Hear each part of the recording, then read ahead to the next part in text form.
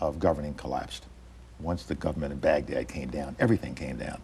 And it was our responsibility then, under international law, as the occupying authority as well as the liberators, to be responsible for restoring order. And we didn't have enough troops there to restore that order, nor did we have the political understanding of our obligation to restore that order. Let me bring you back to February 5th, 2003. This was Colin Powell before the United Nations. My colleagues, every statement I make today is backed up by sources, solid sources.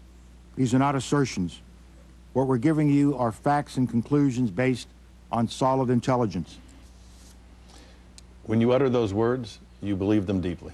I spent 5 days out at the CIA going over every single piece of information that was going to be in my presentation. There were a lot of other pieces of information that different people would have wanted me to use, and it was all rejected. Everything in that statement was blessed by the Director of Central Intelligence, George Tenet, his deputy, John McLaughlin, and all of their senior officials. They believed it too. George just said he believed it. And so I went to the UN having dumped a lot of stuff on the side of the road because it wasn't multiple sourced. Might have been right, but it wasn't multiple sourced, and I wouldn't used it.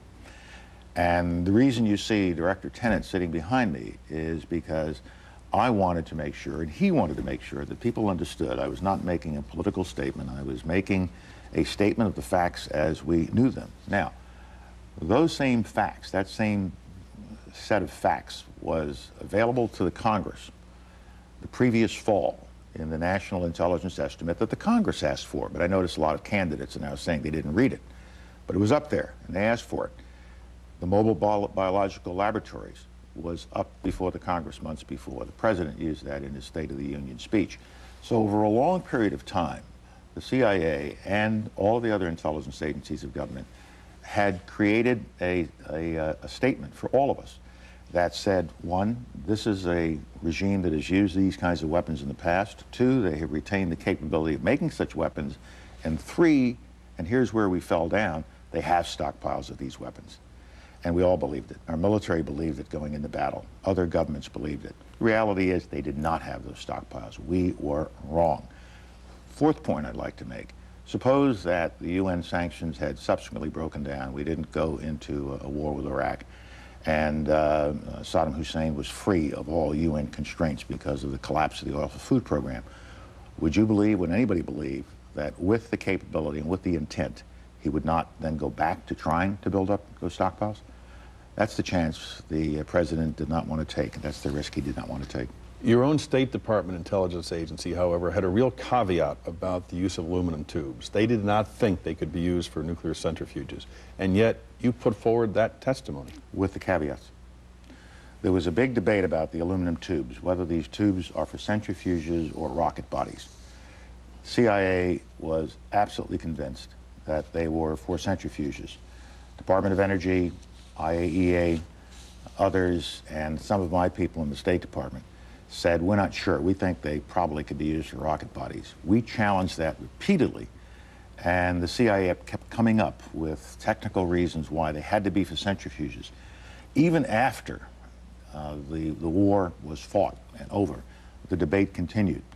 But I was aware that it was an important piece of information, so when I presented it to the UN, I said it is our belief, based on the CIA making the call, the referee in such matters, the Director of Central Intelligence, that they were for centrifuges, but I included in my statement, this is not a uniform opinion. Everybody does not believe this, therefore we have to keep studying it.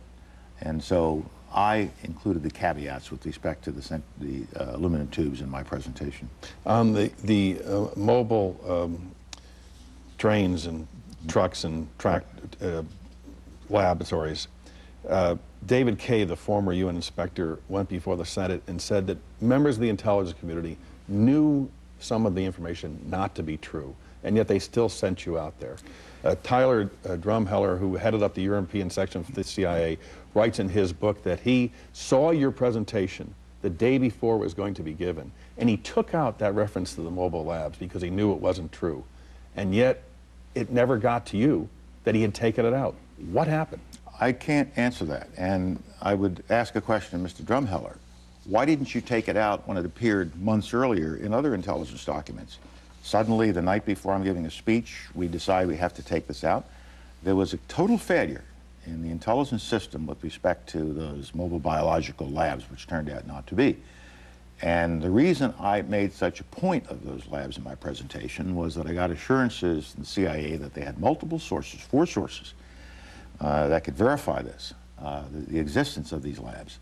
And then when the war was over after the 9th of April, we found some things that looked like the labs. And everybody was saying, we got it, see, we have it. And then after examination, people started to say, wait a minute, this is not clear. Doesn't look like what we thought it was going to be. And even a month afterwards, the CIA put out a paper, a 28-page paper saying, yes, it is. It's a mobile biological lab. But it's turned out that it really doesn't pass the smell test, that's what it is. I cannot tell you why within the intelligence community, the people who had put out burn notices, meaning don't trust this source, those burn notices never rose to the right level. And one of the things I'm most irate about is that I have reason to believe in the CIA, the nights we were out there till midnight every night, putting this presentation together and trying to make it airtight. There were people in the room who knew that burn notices had gone out on some of these sources, and that was not raised to me or to Mr. Tennant. Why not? I can't answer that question. This is for the others. You know, I'm not the investigator of the intelligence community, but if I was, we would be having very long meetings about this. But I do not know why the information did not surface. I don't know why it did not come to the proper analyst. I don't know why it did not go to Jamie Missick.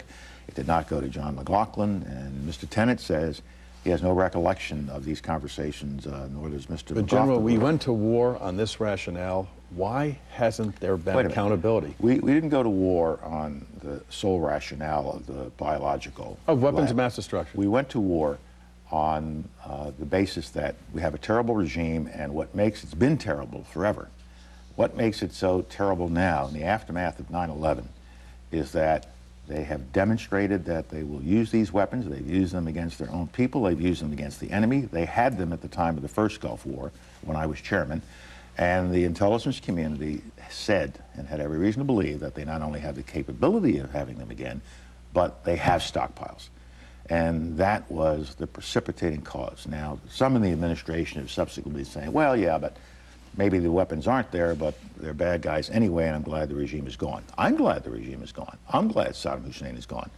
But the case that we took to the world, and the case that we took to the American people, rested not just in his human rights abuses or his cheating on the oil for food program. It rested on the real and present danger of weapons of mass destruction that he could use against his neighbors or terrorists could use